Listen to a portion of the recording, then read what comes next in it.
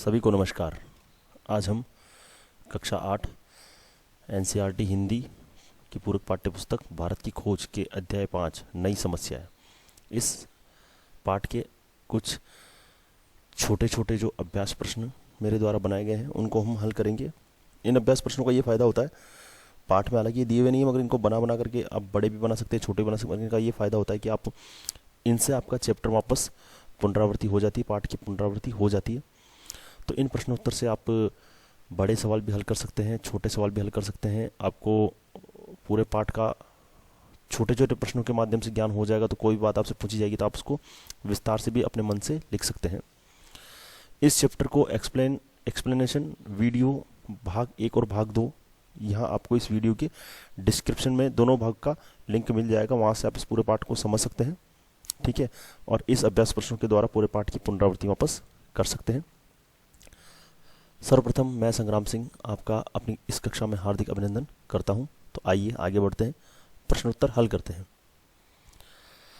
महमूद गजनवी ने भारत पर कब आक्रमण शुरू किए? तो देखिए 1000 ईस्वी के आसपास अफगानिस्तान के सुल्तान, देखो सारी चीज़ें हैं, अफगानिस्तान का ये सुल्तान है महमूद गजनवी, इसने 1000 ईस्वी के आसपास भारत पर आक्रमण शुरू किए। महमूद किस पर विजय नहीं पा सका? तो महमूद कश्मीर पर विजय नहीं पा सका।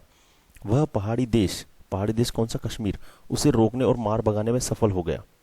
ठीक है, महमूद के बाद किसने गजनी पर कब्जा जमाया? तो 1030 ईस्वी में महमूद की मृत्यु के 160 वर्ष बाद शहाबुद्दीन गोरी ने गजनी पर कब्जा जमाया। अब देखो इसमें महमूद गजनवी से संबंधित हमने 3 प्रश्न दिए, तो अब महमूद गजनवी से संबंधित आपके कि महमूद गजनवी के बारे में आप क्या जानते हैं, तो आप ये सारी चीज़ें लिख सकते हैं। ठीक है, कि अफगानिस्तान का सुल्तान था, 1000 ईस्वी के पास भारत ने आक्रमण किया परंतु वो कश्मीर पर अधिकार नहीं कर सका। कश्मीर वो देश उसे रोकने में सफल रहा। उसकी मृत्यु के बाद शहाबुद्दीन गोरी गजनी की गद्दी पर बैठा। और कुछ और बात पाठ आप समझेंगे, वहाँ से 2-4 बातें और लिख देंगे तो आपका कोई लघुतरात्मक प्रश्न भी आ जाए, कोई छोटा मोटा निबंधात्मक में भी आप और ज़्यादा प्रयास करके इसको उत्तर लिख सकते हैं। ठीक है, गौरी, ये जो शहाबुद्दीन गोरी है दिल्ली के तख्त पर कब बैठा? तो शहाबुद्दीन गोरी 1192 ईस्वी में दिल्ली के तख्त पर बैठा। हालांकि इसने 1191 में भी प्रयास किया था परंतु यह हार का सामना झेलना पड़ा पृथ्वीराज चौहान के द्वारा। फिर 1192 में वापस आया और इसने पृथ्वीराज चौहान को हराया और ये दिल्ली के तख्त पर बैठा। हर्ष कहाँ का शासक था? तो हर्ष जो है उत्तर भारत का एक शक्तिशाली शासक था। अब देखिए भारत और अरब के बीच कैसा संपर्क हुआ? कैसे संपर्क हुआ? तो देखिए भारत और अरब के बीच यात्रियों का आना जाना शुरू हुआ, यात्री आना जाना प्रारंभ किया, राजदूतों की अदला बदली हुई, पुस्तकें थी इधर उधर हुई, चिकित्सक गए, व्यापार शुरू हुआ। तो इस प्रकार इनका संपर्क बढ़ा। तैमूर ने क्या किया? तो 14वीं शताब्दी के अंत में तुर्क मंगोल तैमूर ने उत्तर की ओर आकर दिल्ली की सल्तनत को ध्वस्त कर दिया और वह कुछ महीने भारत में रहा। ठीक है, पहले उत्तर की ओर आया और दिल्ली की सल्तनत पर उसने ध्वस्त किया और फिर वह कुछ महीने भारत में रहा। 14वीं शताब्दी में कौन से 2 बड़े राज्य कायम हुए? तो 14वीं शताब्दी में गुलबर्ग जो बहमनी राज्य के नाम से प्रसिद्ध है और दूसरा विजयनगर का हिंदू राज्य। भारत में पर्दा प्रथा कब शुरू हुई? तो भारत में जो पर्दा प्रथा है वो मुगल काल में हुई। पर्दा प्रथा का विकास कब प्रारंभ हुआ? मुगल काल में। औरतों को अलग पर्दे में रखने की प्रथा उन इलाकों में सबसे अधिक थी जहां ऊंचे वर्ग थे। जहां ऊंचे वर्ग के लोग थे वहां की औरतें अपने आप को पर्दे में रखती थी। मुगल शासन में कौन सी पुस्तकें लिखी गई? तो मुगल शासन के दौरान हिंदुओं ने फारसी में अनेक कालजयी रचनाएं लिखी। मलिक मोहम्मद जायसी ने पद्मावत लिखा। रहीम भी अकबर के अमीर थे तथा अरबी, फारसी और संस्कृत के कवि थे। ठीक है, तो इसमें मलिक मोहम्मद जायसी द्वारा पद्मावत। अंग्रेजों ने किन किन को हरा दिया? तो अंग्रेजों ने टीपू सुल्तान को हराया और मराठों को भी हरा दिया। फिर भारत पर अपना आधिपत्य प्रारंभ किया सुचारू रूप से। उससे पहले इन्होंने फ्रांसीसियों को भी हराया था, जो भारत के अंदर भारत पर अपना अधिकार रखने के लिए दावा करने वाली 4 शक्तियां थी, अंग्रेज, फ्रांसीसी, टीपू सुल्तान और मराठे। तो अंग्रेज ने सबको हरा करके यहाँ पर अपना आधिपत्य प्रारंभ किया। जयपुर के राजा जयसिंह ने क्या क्या निर्माण करवाया? तो जयपुर के राजा जयसिंह ने जयपुर, दिल्ली, उज्जैन, मथुरा में बड़ी बड़ी वैद्यशाला बनवाई। ठीक है, एक और आई थिंक यहाँ पे बनारस भी है, 1 2 3 4, एक बनारस भी आएगा। 5 वेधशाला इन्होंने बनवाई थी भारत में और जयपुर नगर को भी इन्होंने बसाया। ठीक है, अफगान शासकों में सबसे योग्य कौन था? तो अफगान शासकों में सबसे योग्य कौन था? शेरशाह, जिसने मालगुजारी प्रथा, भू राजस्व प्रथा प्रारंभ की। ठीक है, तो शेरशाह ने कौन सी व्यवस्था की नींव डाली? मालगुजारी व्यवस्था की नींव डाली। 1526 ईस्वी में किसने दिल्ली का सिंहासन जीत लिया? तो 15 यह था मध्य एशिया के तैमूर वंश का तुर्क मंगोल बाबर। बाबर ने 1526 ईस्वी में दिल्ली का सिंहासन जीत लिया और इसी ने भारत में मुगल साम्राज्य की नींव डाली। इसी ने भारत के अंदर मुगल साम्राज्य की नींव डाली। ठीक है, उन दिनों कौन सी भाषा दरबार की सरकारी भाषा बन गई? तो फारसी भाषा उस समय की दरबार की सरकारी भाषा थी। कौन सी भाषा? फारसी भाषा। महाराजा रणजीत कौन थे? तो महाराणा रणजीत सिंह जाट सिख थे। उन्होंने पंजाब में अपना साम्राज्य कायम किया। तैमूर के हमले का क्या प्रभाव हुआ? तैमूर के हमले से दिल्ली की सल्तनत कमजोर हो गई और जौनपुर में एक छोटी सी मुस्लिम रियासत खड़ी हो गई। दिल्ली की सल्तनत कमजोर हो गई, जौनपुर में एक छोटी सी मुस्लिम रियासत खड़ी हो गई। कबीर कब हुए? कबीर 15वीं शताब्दी में। और कबीर की लोकप्रियता का क्या कारण है? कबीर की साखियां और पद। कबीर की जो साखियां हैं, उनके दोहे हैं, उनके जो पद हैं, वो उसकी लोकप्रियता के कारण थे। अमीर खुसरो कौन था? तो अमीर खुसरो तुर्क थे। वे 14वीं शताब्दी में फारसी के चोटी के कवि, चोटी का मतलब शीर्ष, महत्वपूर्ण, बहुत अच्छे कवि थे। उन्हें संस्कृत का भी ज्ञान था। वे महान संगीतकार भी थे। अमीर खुसरो ने क्या लिखा? तो अमीर खुसरो ने अनगिनत पहेलियां लिखी। उनकी लिखी गीत आज तक प्रसिद्ध है। अनगिनत पहेलियां लिखी। अकबर कैसा शासक था? तो अकबर मुगल खानदान का तीसरा शासक था। तीसरा शासक बाबर। बाबर के बाद आया हुमायूं, बाबर का बेटा हुमायूं, हुमायूं के बाद हुमायूं का बेटा अकबर। तो ये तीसरा शासक था। अकबर का व्यक्तित्व कैसा था? तो अकबर का व्यक्तित्व आकर्षक था। वह साहसी था, कला और साहित्य का शौकीन था और योग्य सेनानायक था। साहसी भी था और कला और साहित्य का शौकीन भी था और योग्य सेनानायक भी था। अकबर का शासनकाल कब से शुरू हुआ तथा कितने समय तक रहा? तो अकबर का शासनकाल 1556 ईस्वी में शुरू हुआ और 50 वर्ष तक चला। जहांगीर को आधा मुगल और आधा हिंदू राजपूत क्यों कहते हैं? क्योंकि जहांगीर की जो पिता उसके अकबर थे और उसकी माता एक राजपूत राजकुमारी थी, इसलिए उसे आधा मुगल और आधा हिंदू राजपूत कहा गया। अकबर को किसके दमन में सफलता नहीं मिली?